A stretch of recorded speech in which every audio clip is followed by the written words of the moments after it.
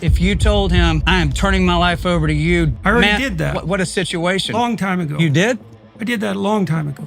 Yeah. So how is it that, That was part of a clip where Jordan Peterson is pressed harder than he ever has on his true Christian beliefs, in which he seems to admit that he's already given his life to Christ, and also why he keeps his true beliefs a secret. And this clip had me wondering if I was wrong about his religious beliefs entirely. So let's go through the clip together.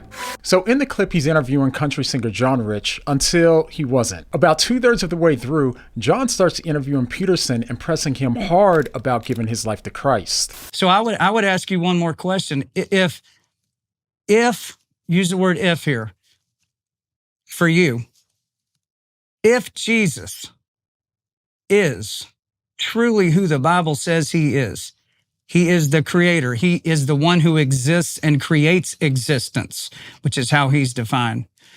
He is the Alpha and the Omega. He holds the keys to life and death, to heaven and hell. If he is that person, would you ever turn your life over to him? If you truly believed he was, would you turn your life over to him? Well, if you truly believed that, turning your life over to him under those conditions would be exactly the same as believing it. Belief isn't, as you already pointed out, belief isn't a set of statements about what you believe to be true. It's a way of living. But where most people would, John simply wouldn't let up. Instead, he decides to dig in even more. Well, but I'm asking, already outlined what that way of living is. Well, but I'm asking you as just as one of the most, I would say one of the smartest guys in the world, one of the most intellectual people alive today. It's why people watch you. Someone like yourself, if you became absolutely convinced, yes, that's real. Wow. It is terrifying. It is terrible. But you said, if you told him, I am turning my life over to you, do what you will with me, and you really did that. If you were willing to do that, I already did that. What a situation. Long time ago. You did?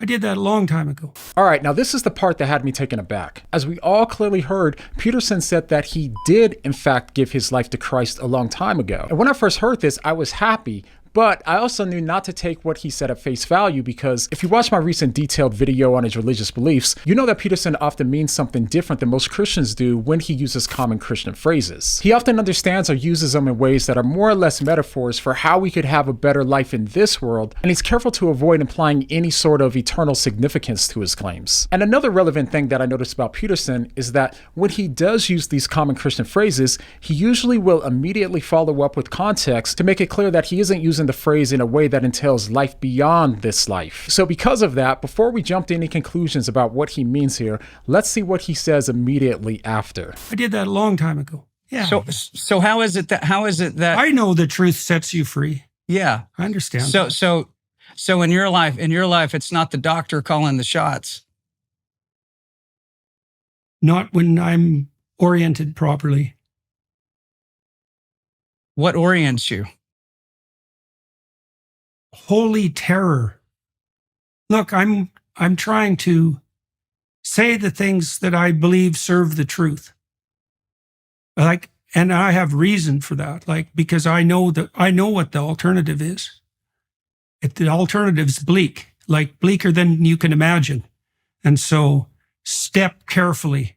That's my presumption.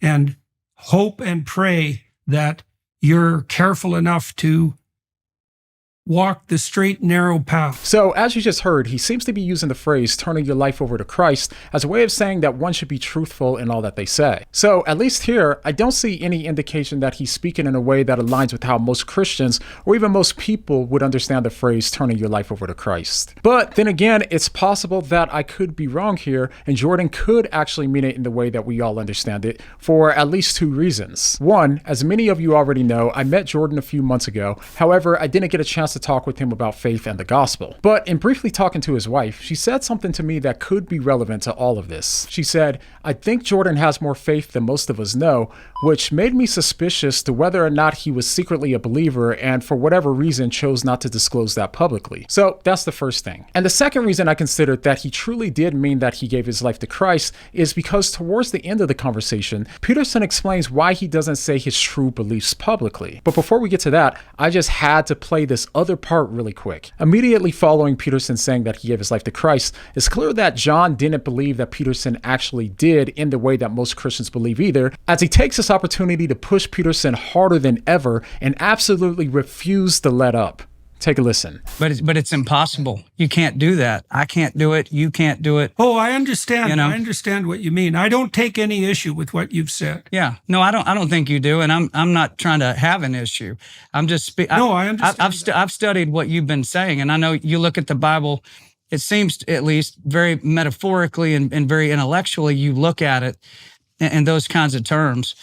And at the end of the day, it's not a metaphor and it's not intellectualism. Like when you die and you see him, what's he going to say to you? What are you going to say to him? I mean, that's the ultimate question that everybody watching this interview is going to have to deal with. Everybody. It says every knee shall bow, every tongue shall confess that Jesus Christ is Lord. Every knee, including John Rich and Jordan Peterson and the devil himself and everybody else. Every knee is going to have to bow. And so whether you believe that or not doesn't change the fact that that is what is going to happen. And I happen to believe, because it says it in the scripture, that the Lord reveals himself to every man. Every man knows it. He says, I stand at the door and knock.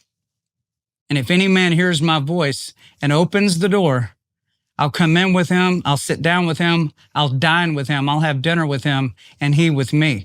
And so if you hear him knocking on that door, and you walk up, you open it, and you let him in, that is what that means. You have invited him into your house. Let's call your body, this is my house. I invite him in, he sits down, he's living in my house now.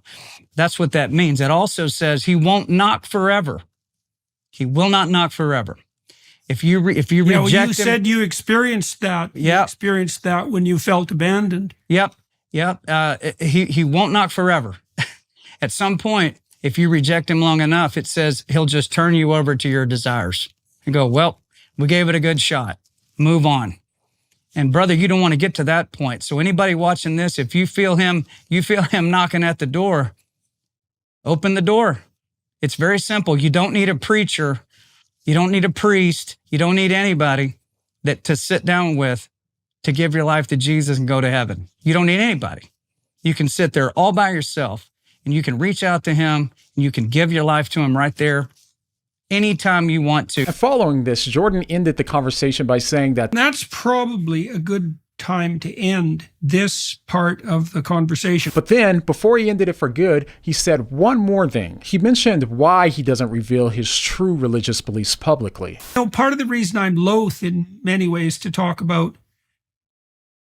directly about what I believe, let's say, is because I'm not really that interested in taking credit for what I believe. You know what I mean? For me, it's something to kind of hold secret because it's not for public display. Because the problem with public display is that that's the pathway of the Pharisees.